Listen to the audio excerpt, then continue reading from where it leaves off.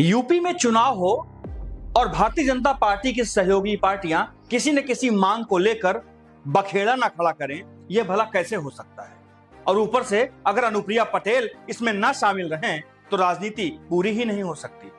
अब अनुप्रिया पटेल ने एक बयानबाजी करके न सिर्फ भाजपा की मुश्किलें बढ़ाई हैं बल्कि प्रदेश की राजनीति को भी गर्म कर दिया है। प्रयागराज में एक कार्यक्रम में शामिल होने आई अनुप्रिया पटेल ने वहां पर ऐलान कर दिया कि आने वाले पंचायत चुनाव में अपना दल अकेले दम पर चुनाव लड़ेगी। देखिए, फिलहाल पंचायत चुनाव पर कोई ऐसा गठबंधन की बातचीत नहीं हुई है, लेकिन हमारी पार्टी अपने स्तर से पंचायत चुनाव में उतरने की पूरी तैयारी। प्रयागराज में एक कार्यक्रम में पहुंची अनुप्रिया पटेल ने कहा कि अपना दल अकेले यूपी के पंचायत चुनाव में उतरने की तैयारियों में जुटा है। अनुप्रिया पटेल ने साफ कहा है कि पंचायत चुनाव में उनकी पार्टी अकेले लड़ेगी। पंचायत के चुनाव में गठबंधन को लेकर कोई बातचीत नहीं हुई है। केंद्रीय राज्य मंत्री अनुप्रिया पटेल ने कहा कि अपना दल के कार्यकर्ता सभी वार्ड और जिला पंचायत सदस्य के पद पर मैदान में उतरने की तैयारियों में है। इसके लिए पार्टी ने बूथ स्तर पर कमेटी को मजबूत करने में जुटी हुई है। केंद्रीय राज्य मंत्री अनुप्रिया पटेल के बयान के बाद यूपी में बीजेपी गठबंधन पर संकट के बादल मंडराने लगे। पंचायत चुनाव में अलग लड़ने के चलते अपना दल और बीजेपी के प्रत्याशियों के बीच आपसी खींचतान देखने को मिलेगा।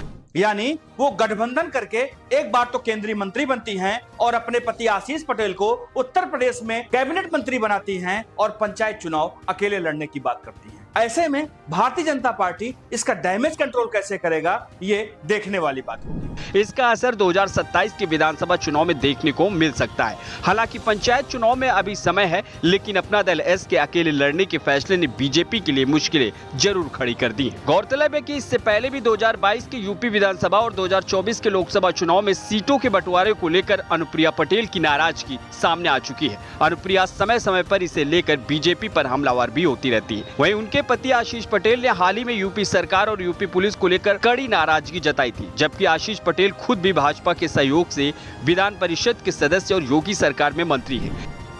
कि एसटीएफ के किसी अधिकारी ने, मैं तो कह रहा हूं ना, जिस दिन मिस्टर धरना मास्टर धरने पे बैठी थी उस दिन उनके टेलीफोन पर लगातार कौन सा पुलिस का अधिकारी बात कर रहा था, एसटीएफ का कौन अधिकारी बात कर रहा था, और उसने दो ऐसे कौन व्यक्तियों को भेजा था जहां पर परिंदा भी पर नहीं मार सकता, वहां पर रात में दो लोग धरने पे बैठे थे। तो मेरा स्वाभाविक तौर पे एसटीएफ पे सवाल तो है ही है, और अगर एसटीएफ मेरे खिलाफ कुछ षड्यंत्र करेगी तो मैं तो जवाब दूंगा ही। खतरा भी है आपको एसटीएफ से? कि खतरा तो मुझे है ही है। जब षड्यंत्र है तो षड्यंत्र के आगे खतरा होना स्वाभाविक है। हर चुनाव में अपना दल के शीर्ष नेताओं की नाराजगी इस बात की ओर इशारा करती है कि पार्टी मौका देखकर चौका लगाने का मौका छोड़ना नहीं चाहती है। यूपी में बड़े कुर्मी नेता माने जाने वाले डॉक्टर सोनेलाल पटेल ने जब अपना दल की नींव रखी थी तब शायद किसी ने नहीं सोचा था कि यह पार्टी कहां तक जाएगी। हालांकि एक दुर्भाग्यपूर्ण दुर्घटना में डॉक्टर सोनेलाल पटेल की मौत हो जाती है और उसके बाद उनके परिवार में शुरू होता है विखंडन का दौर।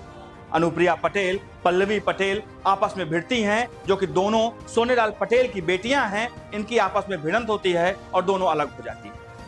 अनुप्रिया पटेल अपना दल बनाती हैं और भारतीय जनता पार्टी के सहयोग में आ जाती हैं, जबकि पल्लवी पटेल अपना दल कमेरावादी बनाकर समाजवादी पार्टी यानी अखिलेश यादव के साथ चली जाती है। अनुप्रिया पटेल भारतीय जनता पार्टी के सहयोग से लोकसभा का चुनाव लड़ती हैं और केंद्रीय मंत्री बनती हैं। अनुप्रिया पटेल अपने पति आशीष पटेल को सूबे में एमएलसी बनाकर कैबिनेट मंत्री बनाने में सफल हो जाती है। लेकिन हर चुनाव में वही बात आती है कि अब तो समय आ गया है, आखिर अब मोल भाव कब होगा। 2019 के चुनाव में, 2022 के चुनाव में, 2024 के चुनाव में, यानी हर चुनाव में अनुप्रिया पटेल की तरफ से कोई न कोई ऐसी बयानबाजी जरूर की जाती है जिससे न सिर्फ भारतीय जनता पार्टी की मुश्किलें बढ़ती हैं बल्कि सूबे की सियासत भी गर्म होती है। अब इस बार अनुप्रिया पटेल की ये नई बयानबाजी जरूर नया कोई सियासी रंग दिखाने की ओर आगे बढ़ रही है।